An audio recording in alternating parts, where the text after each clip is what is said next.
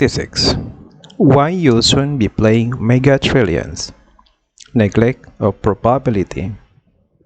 Two games of chance. In the first, you can win $10 million, and in the second, $10,000. Which do you play? If you win the first game, it changes your life completely. You can quit your job, tell your boss where to go, and live off the winnings. If you hit the jackpot in the second game, you can take a nice vacation in the Caribbean, but you'll be back at your desk quick enough to see your postcard arrive. The probability of winning is 1 in 100 million in the first game and 1 in 10,000 in the second game. So which do you choose?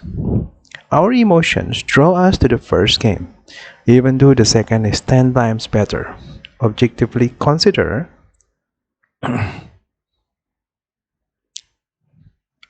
expected wins probability. Therefore, the trend is toward ever larger jackpots, mega millions, mega billions, mega trillions, no matter how small the odds are. In a classic experiment from 1972, participants were divided into two groups. The members of the first group were told that they would receive a small electric shock. In the second group, subjects were told that the risk of this happening was only 50%.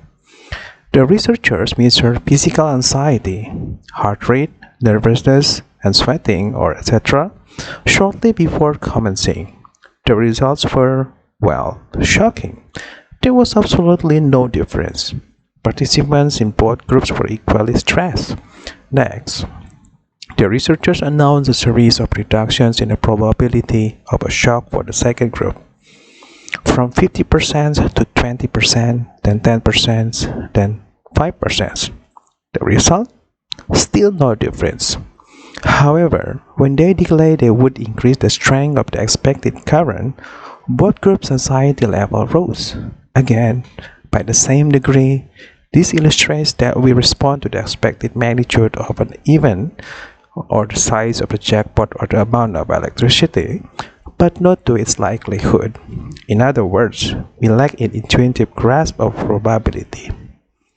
The proper term for this is neglect of probability, and it leads to errors in decision making. We invest in startups because the potential profit makes dollar signs flash before our eyes. But we forget or are too lazy to investigate the slim chance of new business actually achieving some such growth. Similarly, following extensive media coverage of a plane crash, we cancel flights without really considering the minuscule probability of crashing, which, of course, remains the same before and after such a disaster. Many amateur investors compare their investments solely on the basis of yield. For them, Google shares with a return of 20% must be twice as good as property that returns 10%. That's wrong. It would be a lot smarter to also consider both investment risks. But then again, we have no natural feel for this, so we often turn a blind eye to it. Back to the experiment with the electric shocks. In Group B, the probability of getting a jolt was further reduced, from 5% to 4% to 3%. Only when the probability reached 0 did Group B respond differently than Group A. To us, the 0% risk seems infinitely better than a highly improbable 1% risk.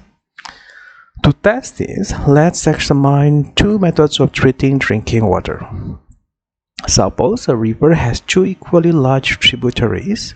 One is treated using method A, which reduces the risk of dying from contaminated water from 5% to 2%.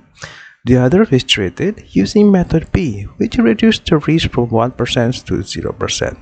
That is, the side threat is completely eliminated.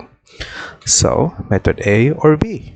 If you think like most people, you will opt for method B, which is silly because with measure A, 3% fewer people die, and with B, just 1% fewer.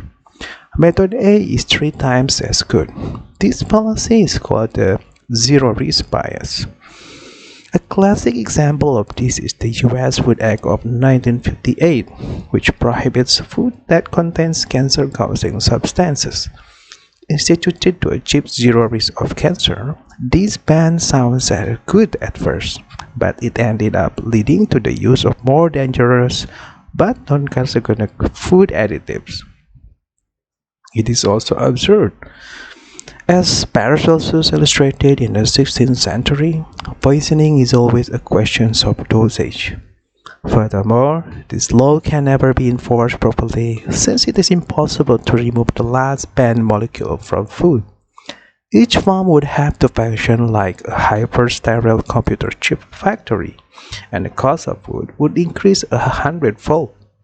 Economically, zero risk rarely makes sense. One exception is when the consequences are colossal, such as a deadly, highly contagious virus escaping from a biotech laboratory. We have no intuitive grasp of risk and thus distinguish fully among different threats. The more serious the threat and the more emotional the topic, such as radioactivity, the less reassuring a reduction in risk seems to us. Two researchers at the University of Chicago have shown that people are equally afraid of a 99% chance as they are of a 1% chance of contamination by toxic chemicals. An irrational response, but a common one.